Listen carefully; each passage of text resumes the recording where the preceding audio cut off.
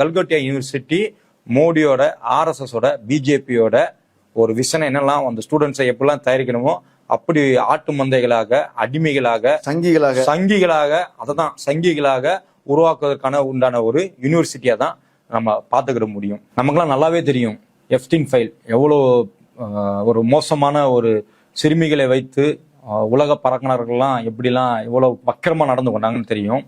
அதில் சம்பந்தப்பட்ட தீபக் சோப்ரா என்பவர் இவர்களுக்காக கல்கோட்டியா யூனிவர்சிட்டிக்கு விர்ச்சுவல் மீட்டிங்கில் கலந்து கொண்டு உரையாற்றியுள்ளார். அவரையும் அழைத்து பேசியிருக்காங்க.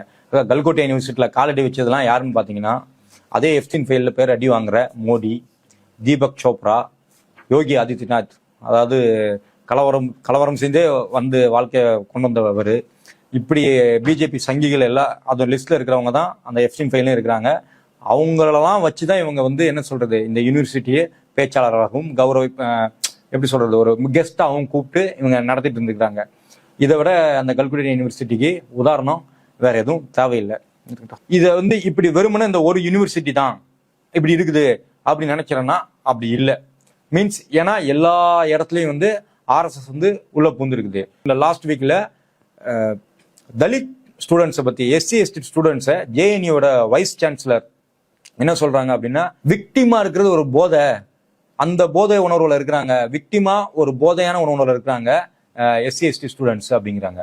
அதாவது ஒருத்தன் டிப்ரெஷன், ஒருத்தன் வந்து பாதிக்கப்படுறான், ஒடுக்கப்படுறான், அதை சொல்லி அவன் முறையிடுறத இவங்க எப்படி டைவெர்ட் பண்றாங்க அப்படின்னா, இந்த யூஜிசி ரெகுலேஷன் போராட்டங்களை ஒட்டி பார்ப்பனிய ஆதரவு நிலை எடுத்து எஸ்சி/எஸ்டி ஸ்டூடெண்ட்ஸையும் ஓபிசி ஸ்டூடெண்ட்ஸையும் நம்ம இங்க சொல்றோம்ல, கொச்சையா சொல்றோம்ல, நசுக்கப்படுகிறோம் பிதுக்கப்படுகிறோங்கிறோம்ல, அதே வார்த்தையை ஒரு யூனிவர்சிட்டியோட வைஸ் சான்சலர் பேசினா எப்படி இருக்கும்? அது வந்து ஜேஎன்யூட வைஸ் சான்சலர் இப்படி பேசுறாங்க. இது மட்டுமா அப்படின்னு பாத்தீங்கன்னா, டெல்லி யூனிவர்சிட்டியில கொஞ்ச நாளைக்கு முன்னாடி நாம கூட வீடியோ போட்டிருந்தோம், உங்களுக்கு ஞாபகம் இருக்குன்னு நினைக்கிறேன். டெல்லி யூனிவர்சிட்டியில கிளாஸ் ரூம்ல வந்து சாணி எடுத்து அடிக்கிறாங்க. யாரு? இதே மாதிரி அந்த யூனிவர்சிட்டியோட பிரின்சிபல். என்னன்னு கேட்டா அவங்க என்ன சொல்றாங்க, ரூம் கூலா இருக்கணும் அப்படிங்கிறத மாட்டு சாணத்தை ஓட்டணும் அப்படின்னாங்க. நல்ல வேலை டெல்லி யூனிவர்சிட்டியில ஒரு ஆக்ரோஷமான ஒரு ஸ்டூடெண்ட் லீடர் இருந்தாரு. அவர் அடுத்த நாள் ஒரு பக்கெட் நிறைய சாணியை எடுத்து கொண்டு போய் பிரின்சிபல் ரூம்ல அடிச்சிட்டாங்க. நாங்க மட்டும் ஏன் கூலா உட்காரணும், நீங்களும் கூலா உட்காருங்க அப்படின்னு சொல்லி அங்க அடிச்சிட்டாரு.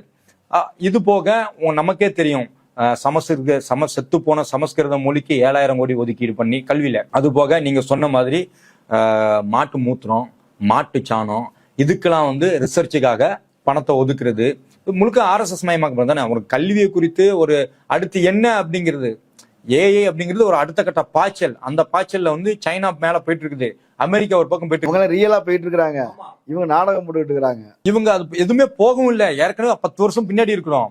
இங்க இருக்கிற இப்போ அந்த ப்ரோக்ராம்ல சர்வம்னு ஒரு ஏஐ இருக்குது, அதெல்லாம் ரொம்ப முக்கியமான ஏஐ கம்பெனிங்களாம். இன்னும் சில கம்பெனிகள்லாம் இருக்குது. அந்த கம்பெனிகளுக்கு நமக்கு ஏதாவது தகவல் கிடைச்சதா, நமக்கு ஏதாவது இன்ட்ரோடக்ஷன் ஆனதா, அறிமுகமானதா? நம்ம ஒரு நார்மலான ஒரு மனிதர்கள், நமக்கு இதை பத்தி ஏன்னா நம்ம கேள்வி கேட்டால் அது பதில் சொல்லும், படத்தை கேட்டால் படம் கொடுக்கும் அப்படின்னு தானே நம்ம பண்ணிட்டு இருக்கிறோம். அவங்க வந்து மார்க்கெட் பண்ணது யார? இந்த கல்கோட்டியா யூனிவர்சிட்டியை.